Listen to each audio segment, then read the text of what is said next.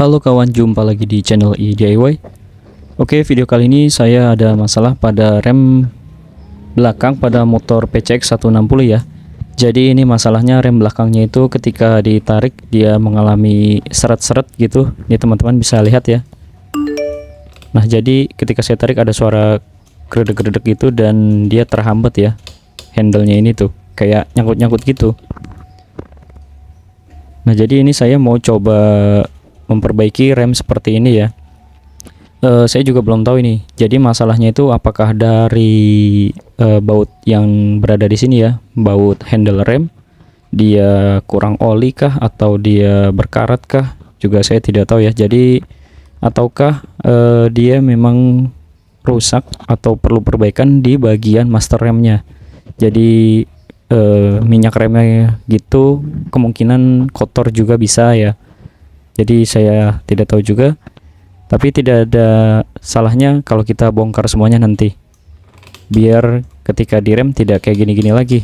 Kalau lagi kecepatan tinggi direm kayak gini kan rasanya kita pengen ngerem sedikit aja, tapi karena seret akhirnya ketariknya kebanyakan, akhirnya ngeremnya banyak gitu kan, jadi nggak smooth gitu ngeremnya. Jadi hal-hal kayak gini bahaya juga ya buat di jalan, apalagi buat teman-teman yang suka perjalanan jauh tapi remnya seperti ini. Itu sangat tidak dianjurkan ya. Oke, pertama saya akan lepaskan baut handle rem ini dulu ya. Ini saya gunakan kunci ukuran 10 dan di bagian atas saya kunci L ukuran 5. Pasti akan berbeda sama motor teman-teman yang sama-sama PCX 160 karena ini di sini saya ada penggantian baut handle rem ya. Saya di sini menggunakan pengunci rem tangan, jadi baut handle remnya sudah berganti dari yang aslinya. Tapi tidak jadi masalah. Untuk cara atau tahap pelepasannya juga sama kok, tinggal lepaskan baut. Nanti di dalamnya ada basing untuk baut biar dia tidak oblak ya. Nah, ini basing ini juga nanti harus dilepas. Kalau dilihat dari sini ya, ini tetap masih seret ya. Dibilang berkarat enggak juga, dibilang seret atau ada kotoran kayaknya enggak juga di bagian handle rem ini. Tapi tidak ada salahnya ini sekalian kita bersihkan, lalu nanti kita buka di bagian master remnya. Nah, ini bosnya coba saya lepas dulu ya, biar bisa kita lepas handle remnya. Nah, setelah dilihat bosnya ternyata tidak begitu kotor ya, dan dibilang berkarat juga ini normal ya. Seharusnya tidak membuat si rem itu menjadi seret. Dan di bagian handle rem ini juga masih terhitung bersih, tidak terlalu kotor. Oke, kalau gitu berarti saya curiga di master rem bermasalah nih ya. Coba saya buka tabung penyimpanan minyak rem dulu. Biasanya di sini ketahuan nih nanti dia terlihat kotor atau tidak ya. Bermasalah atau tidak bisa dilihat dari minyak remnya di sini.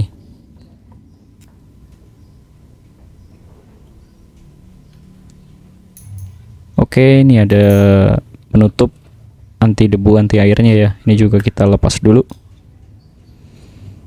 Kalau dilihat dari warna minyak remnya sih dia sudah kayak udah expired ya, warnanya juga sudah menghitam, yang tadinya aslinya sedia kuning. Nah, ternyata masalahnya dari sini ya kawan-kawan ya. Jadi dari minyak remnya ini sepertinya mengalami penuaan umur ya, atau expired. Nah, teman-teman bisa lihat di minyak remnya ini seperti ada penumpukan atau gumpalan-gumpalan ya. Seharusnya minyak rem itu tidak seperti ini. Jadi makanya kemungkinan yang bikin remnya ini seret ternyata bermasalah dari penyimpanan minyak remnya aja juga sudah tidak bersih ya.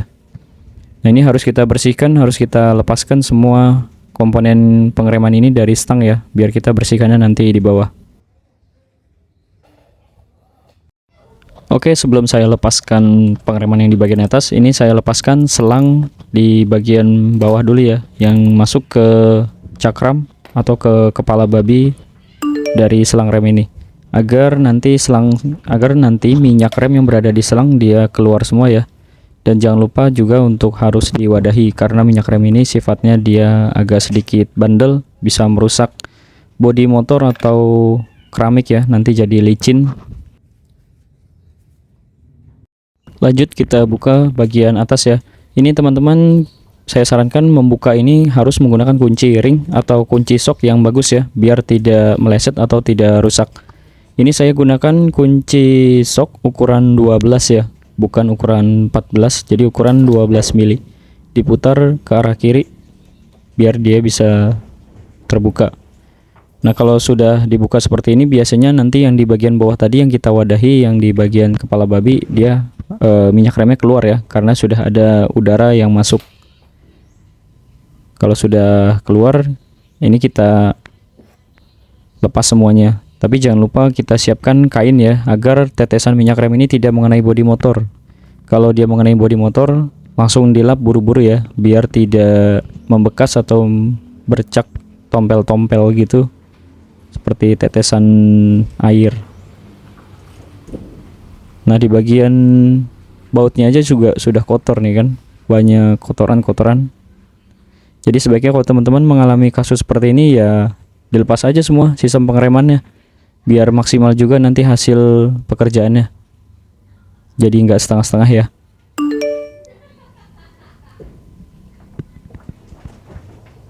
Di bagian sini sih masih bersih ya, tidak kotor, jadi nggak masalah kalau di bagian selangnya. Lanjut kita lepaskan bagian ini ya, pakai obeng, pakai kunci bintang ukuran 5 ya.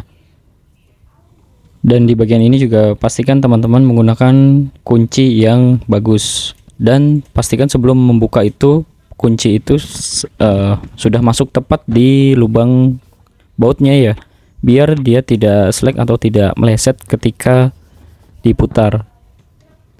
Nah, ini ada beberapa tetesan di bodi motor, saya langsung lap agar dia tidak membekas, karena kalau sudah ketetesan minyak rem dan tidak langsung dilap, itu hilangnya susah banget ya.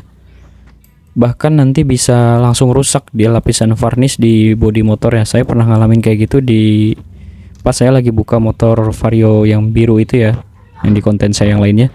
Itu ketetesan nggak langsung saya lap, dia malah langsung rusak. Nah, kalau udah terlepas seperti ini, bisa kita kerjakan nanti di bawah, jadi lebih maksimal dan lebih bersih seharusnya. Oke, sekarang kita fokus di bagian master rem ini ya, karena rumah master rem ini adalah jantung utama dari sistem pengereman ya. Selain komponen-komponen lainnya, minyak rem ini juga termasuk bagian yang terpenting, karena dari minyak rem inilah akhirnya dia bisa mendorong cakram keluar ya.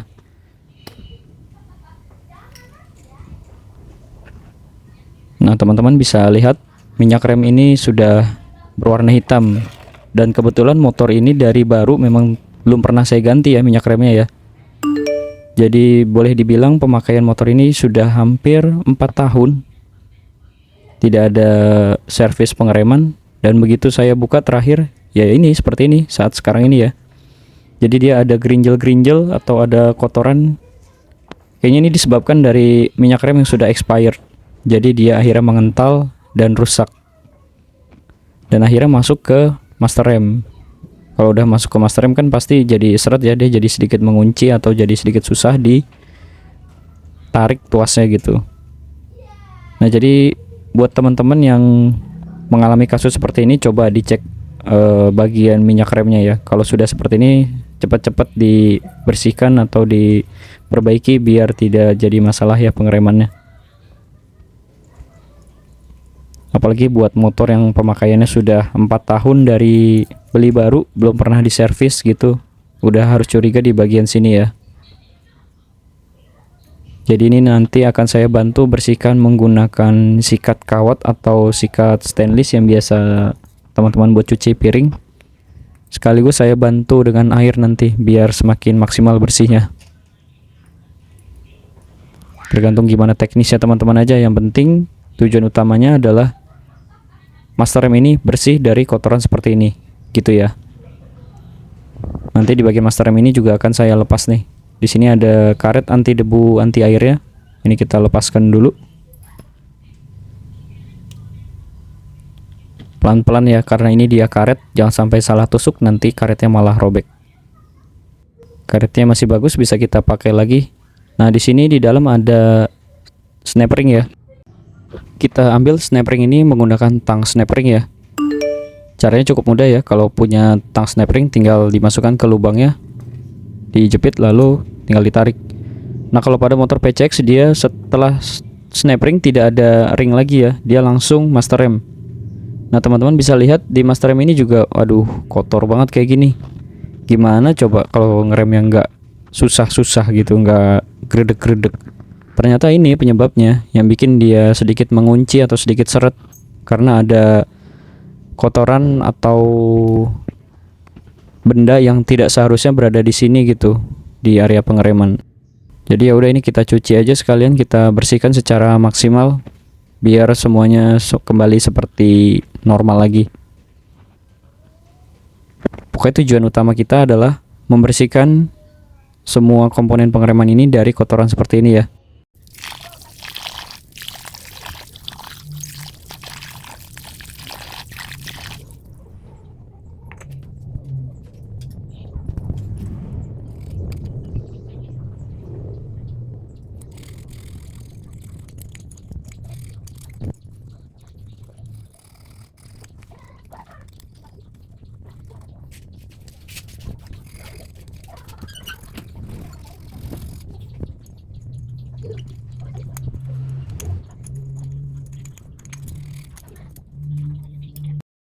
Oke, rumah master remnya sudah bersih ya. Ini kenapa merah-merah? Karena tadi saya bilas menggunakan minyak rem yang baru biar bekas sisa air yang masih berada di dalam itu terbuang dengan pembilasan minyak rem yang saya lakukan ini ya. Jadi kalau sudah seperti ini, tinggal kita pasangkan dan kita rakit kembali ke motornya. Nah tapi ya rakitnya itu nggak sembarangan juga ya, karena kita harus pakai teknik juga gitu. Nah ini teman-teman bisa langsung pasang master remnya ya. Pastikan master remnya tidak terbalik, pernya jangan lupa dipasang juga. Nah ini sambil kita tes kayak gini, dia ternyata masih membal, pernya juga masih cukup baik. Jadi master rem yang lama kita pasang aja, nggak perlu ganti pakai master rem baru. Tinggal dilihat tergantung dari seal karetnya ya, kalau masih bagus dipakai lagi aja. Nah selanjutnya kita pasangkan snap ringnya ya. Kalau sudah masuk, pastikan si snap ring ini masuk ke rumahnya atau ke celah yang berada di dalam itu ya. Tinggal kita tekan sedikit aja, nanti dia akan ada suara cek gitu, dia berarti sudah masuk. Ini saya pastikan dulu biar dia tidak mental snap ringnya. Kalau dirasa sudah yakin dan sudah masuk, sambil ditekan juga master remnya ya, pelan-pelan aja, jangan kenceng-kenceng. Pastikan dia tidak mental snap ring ininya, karena kalau udah mental bahaya kan, apalagi kalau lagi di jalan. Jangan sampai kejadian itu terjadi gitu. Ini kita tekan-tekan aja seperti ini. Kalau dia sudah mengunci berarti sudah benar ya pemasangannya.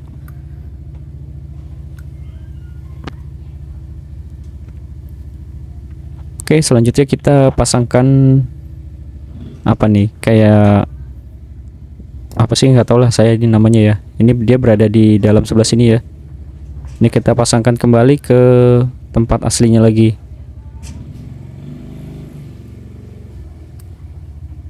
Ditekan aja pelan-pelan. Pasti agak sedikit susah ya, karena tempatnya dia di dalam, sementara jari kita terlalu besar gitu.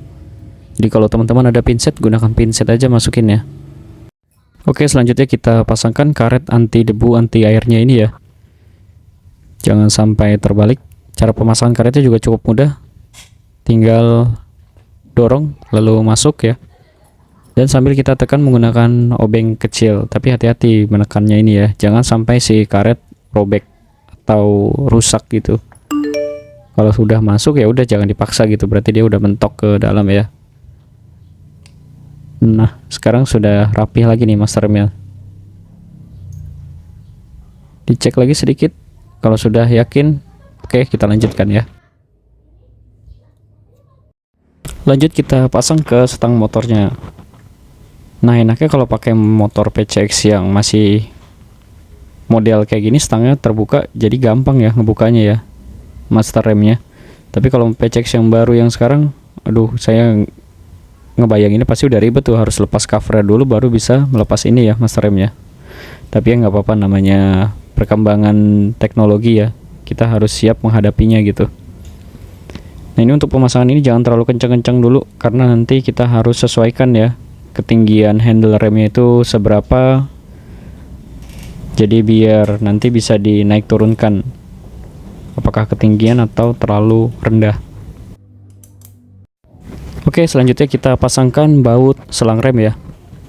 Nah, ini baut selang remnya juga sudah saya bersihkan dari kotoran, sudah tidak ada yang menempel, dan ketika saya tes tiup dia tidak mampet ya. Nah, jangan lupa ring anti rembesnya nih, dia berupa ring biar tidak rembes sih sebenarnya, tujuannya pakai ring ini ya. Jadi harus wajib dipakai, jangan tidak dipakai sama sekali ya. Kalau nanti nggak dipakai malah minyak remnya nanti ngerembes. Karena sifat ring ini dia sedikit lunak ya dibandingkan bahan besi. Karena dia bukan terbuat dari bahan besi ya. Kayak semacam tembaga gitu, jadi dia bisa mengepres atau berbentuk sesuai dengan tekanan yang diberikan gitu. Jadi dia tidak ada rembesan di minyak rem. Yang saya tahu sih seperti itu ya. Nah, ini kalau yang bagian ini harus wajib kencang ya. Jangan sampai tidak kencang. Kalau nggak kencang nanti ada udara masuk, malah bahaya. Remnya nanti jadi ngelos. Oke, selanjutnya kita pindah ke sisi bawah ya. Ini kita kendorkan bagian bleeding pembuangan udara pada kepala babi ya. Ini kita kendorkan menggunakan kunci ukuran 8. Nggak usah banyak-banyak, dikendorinnya sedikit aja, yang penting dia keluar udaranya ya. Kalau sudah kendor, tinggal kita coba tes bleeding pakai suntikan seperti ini ya. Kalau teman-teman nggak punya, bisa beli di link yang saya sematkan nanti di video. Harganya juga nggak mahal kok, murah ya. Jadi kalau teman-teman punya alat bleeding seperti ini, jadi lebih ringkas dan lebih ringan pekerjaannya ya. Ini saya coba sedot dulu di bagian dalam kepala babi ini, apakah ada sisa minyak rem yang masih tertinggal di bagian dalam ini ya. Kalau sekiranya sudah bersih ya berarti memang dia sudah bersih gitu. Nah, ini saya sedot ya. Ternyata sudah bersih, tidak ada isinya sama sekali. Mungkin ada sedikit ya, tapi itu masih normal, nggak apa-apa. Kita bisa isi nanti pakai minyak rem yang baru. Oke, lanjut kita pasangkan baut selang rem yang di bagian bawah. Jangan lupa pasti ringnya juga kita pakai ya. Jangan sampai tidak dipakai seperti penjelasan saya tadi. Nah, ini pastikan juga kita benar-benar kencang saat mengencangkan baut ini. Jangan dibiarkan kendor atau dibiarkan tidak kencang. Karena ini adalah bagian penting banget ya. Dia adalah jalannya si minyak rem biar tidak masuk udara atau masuk air. Dan selalu pastikan teman-teman menggunakan kunci sok atau kunci ring yang bagus, dan pada saat mau melakukan putaran pastikan sudah benar-benar masuk ya, agar tidak ada meleset atau tidak ada miss pada bautnya. Oke, selanjutnya kita melakukan pengisian minyak rem ya. Ini saya menggunakan minyak rem merek Preston .3 dan saya gunakan alat bleeding suntikan seperti ini ya. Jadi kenapa tidak saya isi dari bagian atas? Karena kalau saya isi bagian atas nanti proses pemompaan atau pembuangan udara di dalam selang itu cukup lama ya. Jadi saya lakukan seperti ini. Saya pengisian dari bagian nipel kepala babi. Nanti saya langsung suntikan dari sisi sebelah bawah sampai menuju ke atas minyak remnya. Kalau sudah seperti itu berarti bisa dipastikan dia tidak ada udara yang terperangkap di dalam selang rem atau di dalam komponen pengereman ini ya. Oke, selanjutnya sekarang kita mulai coba isi minyak remnya ya. Bagian nipel ini kita buka dulu sedikit, lalu kita masukkan selang bleedingnya ya. Lalu kalau sudah masuk tinggal kita dorong suntikannya ini yang sudah diisikan minyak rem. Nah, ini isinya teman-teman pelan-pelan aja ya, karena takutnya nanti selangnya malah mental dari nipel. Jadi diisinya pelan-pelan sambil dilihat pada bagian atas, karena takutnya nanti yang di bagian atas tempat penyimpanan minyak remnya malah sudah penuh ternyata. Tapi kalau belum penuh ya udah didorong terus aja minyak remnya ini dari bagian bawah. Jadi saya lakukan seperti ini agar menghindari pemompaan atau pembuangan secara manual ya, pembuangan udara yang dilakukan dari atas. Jadi kalau sudah seperti ini nanti udaranya sudah tidak ada sama sekali. Mungkin ada sedikit tapi hanya sedikit ya. Nah, jadi seperti ini. Kalau kita lihat dari atas, sementara yang di bagian bawah sambil mengisi minyak rem pakai bleeding ya, pakai alat bleeding ya. Jadi sambil dilihat seperti ini ya. Kita dorong terus dari bawah, tapi sambil kita ukur juga penyimpanan minyak rem yang di bagian atas. Kalau sudah keluar berarti pemompaan minyak rem sudah berhasil ya. Seperti ini yang sedang saya lakukan. Jadi teman-teman bisa lihat ya, di sini ada dua layar. Yang satu adalah tempat penyimpanan minyak rem, dan yang satu lagi yang bagian kecil di sisi sebelah kiri adalah pengisian minyak rem dari bagian bawah. Nah, dia sudah mengeluarkan udara yang berada di selang rem. Dia pelan-pelan sudah mulai terisi penuh.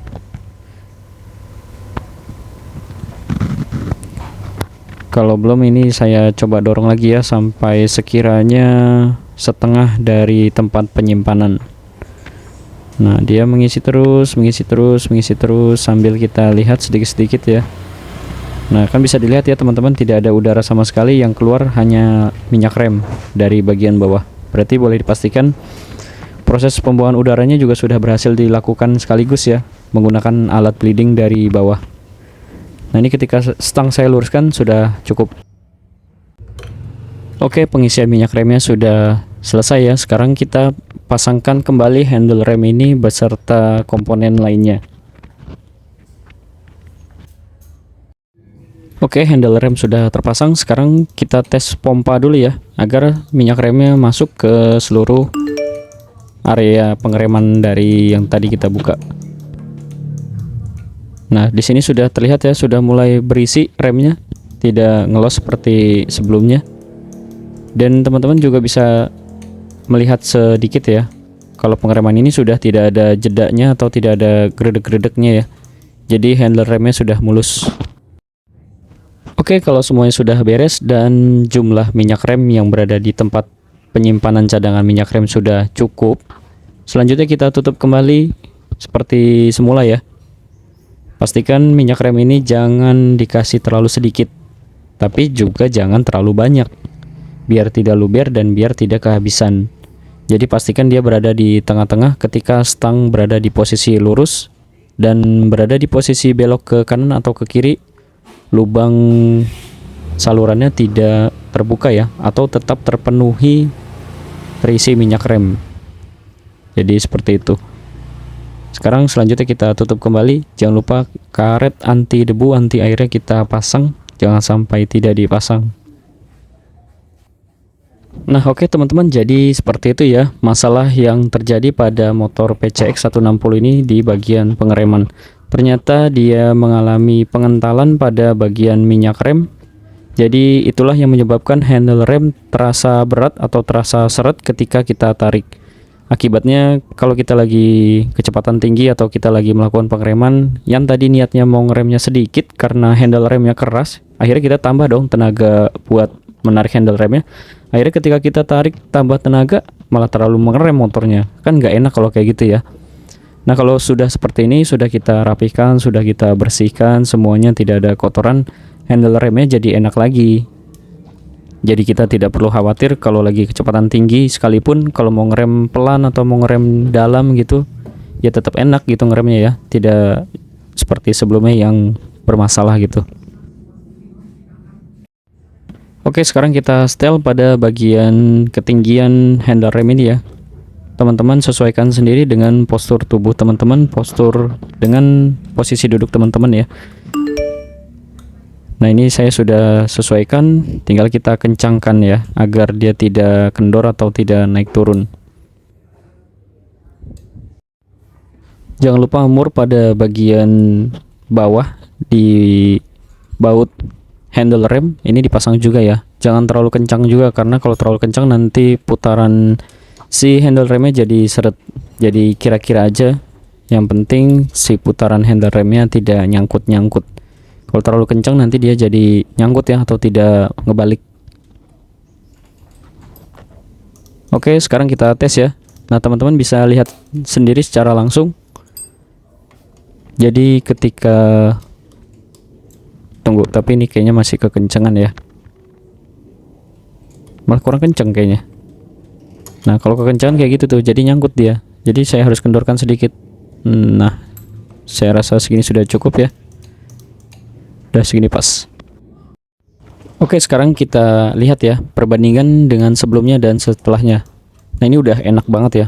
Serius, ini udah benar-benar nggak ada nyangkut-nyangkut sama sekali pengeremannya. Udah smooth, udah mulus, nggak ada geredek-geredek. Karena yang tadi penyebabnya ternyata pengentalan pada bagian minyak rem. Nah, ini minyak remnya sudah diganti ya. Yang tadinya berwarna hitam coklat, sekarang sudah berwarna merah. Dan handle rem juga sudah normal. Teman-teman bisa lihat ya. Udah kayak baru lagi nih malah pengereman kayak gini. Jadi modal kita cukup modal minyak rem aja sama selang bleeding ya. Nggak perlu ganti master rem. Oke kawan, begitu aja video saya kali ini tentang cara mengatasi rem belakang motor PCX 160 yang seret ketika ditarik ya. Terima kasih telah menonton, semoga video ini bermanfaat. Jangan lupa bagi kawan-kawan yang belum subscribe channel ini DIY, saya mohon untuk subscribe channel ini agar saya bisa terus memberikan info, tips, trik, dan tutorial lainnya kepada kawan-kawan. Jangan lupa juga untuk like video ini, komentar di bawah apabila ada pertanyaan. Sampai jumpa di video berikutnya. See you next project.